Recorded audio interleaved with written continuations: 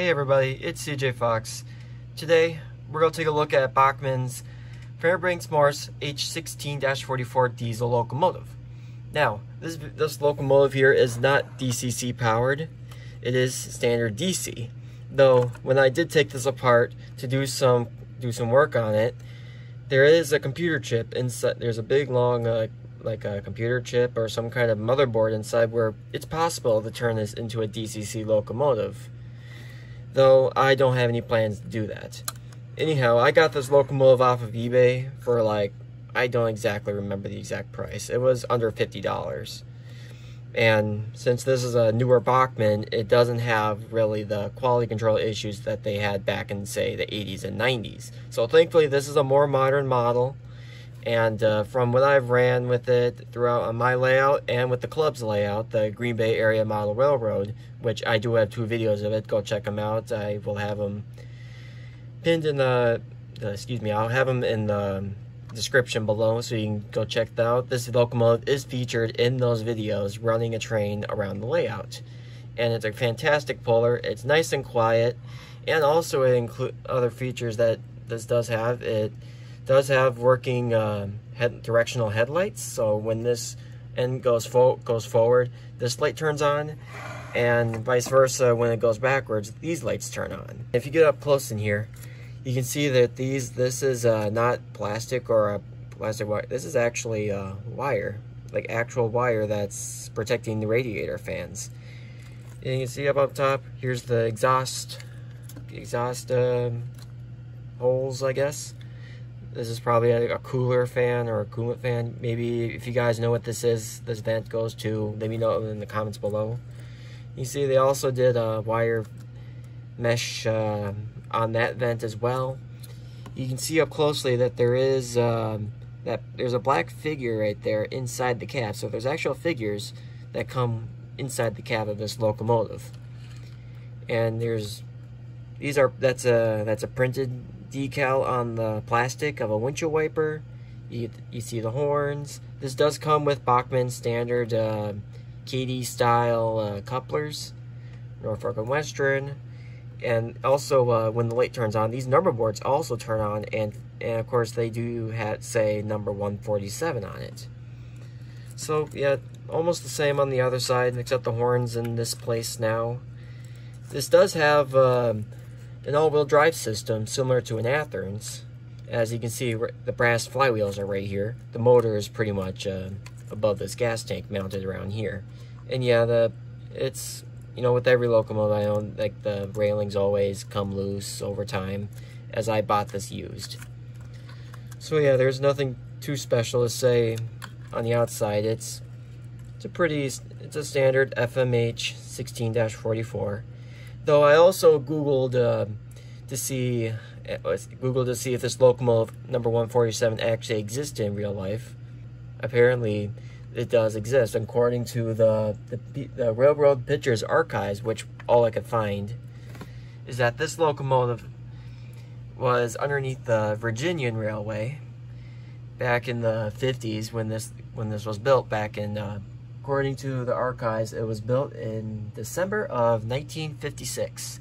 I am unsure of when this locomotive in real life was retired. I would assume probably in the late 60s to 70s is probably when these locomotives were retired or phased out. So it is uncertain of what happened to the real life counterpart of this locomotive. And luckily I do have a photograph found from it, but it's in its Virginian livery.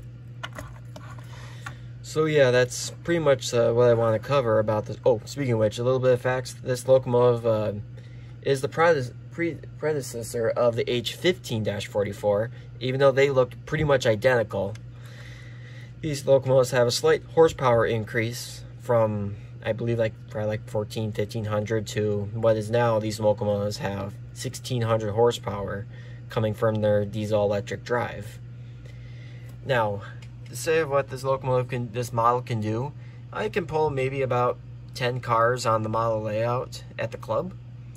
However, here I will show you its potential, and it's quite impressive. So let's take this over to the track and see what she can currently do.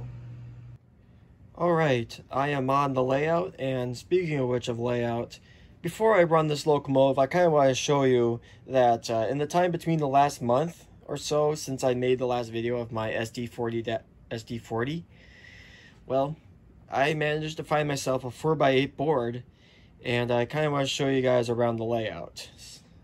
So first off, I'm going to start off in the south side of the layout. You see in the back right there, that's an abandoned mine right there, right next to a farm.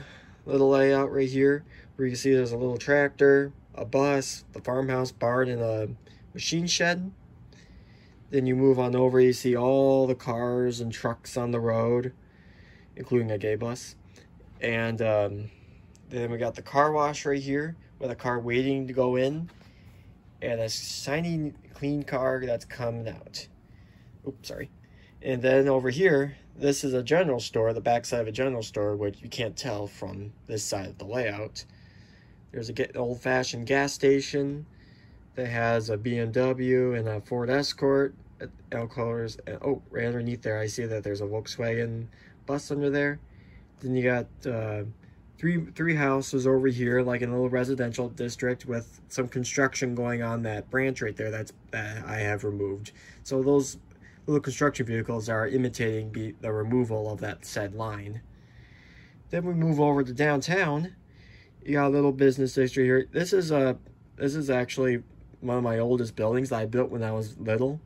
However, I never had the opportunity to paint it, and now that I got paints and stuff, I still in the future want to tackle that building and get it all decorated and whatnot.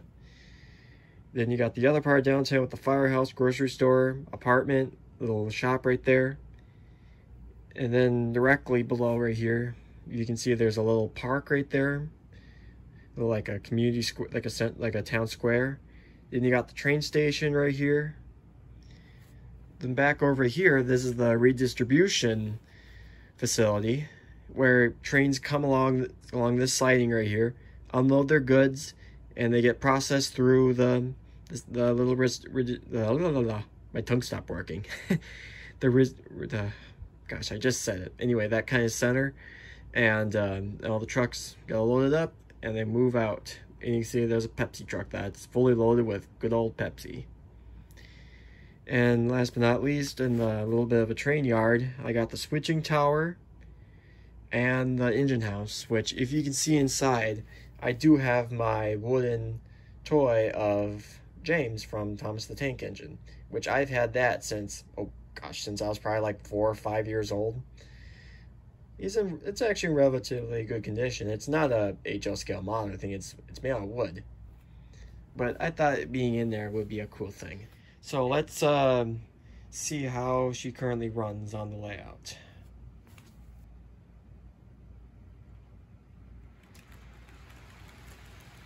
So yeah, it has a very smooth power delivery. You can pull all these cars with little to no...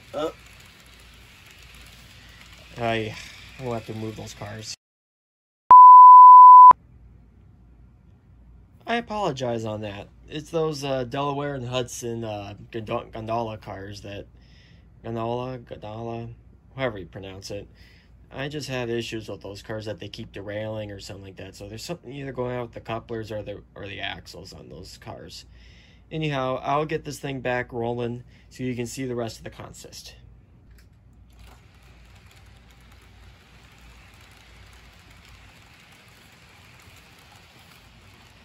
Now, as you can tell, this locomotive does run very, very well. From when I had it, with every new layout that I do create, I use this locomotive as like a guinea pig to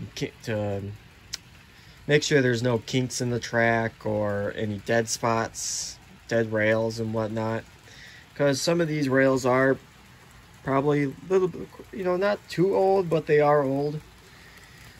So it's a great detector, because if this thing doesn't run, you can tell that my other locomotives are gonna have an issue, because this thing can run on pretty much almost any dirty track and still car won't get cut out.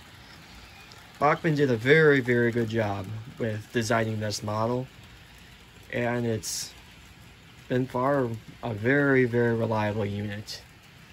So sit back and enjoy while you get a few nice shots of this fine locomotive going around the layout.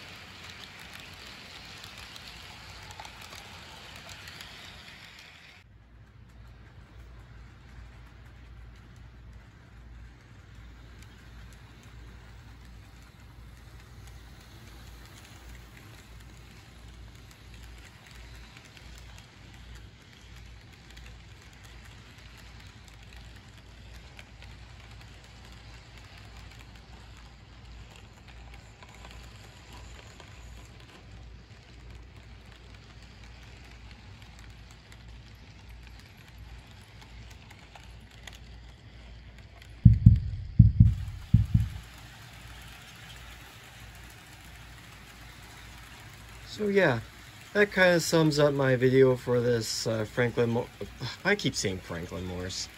Fairbanks-Morse H16-44 locomotive from Bachmann.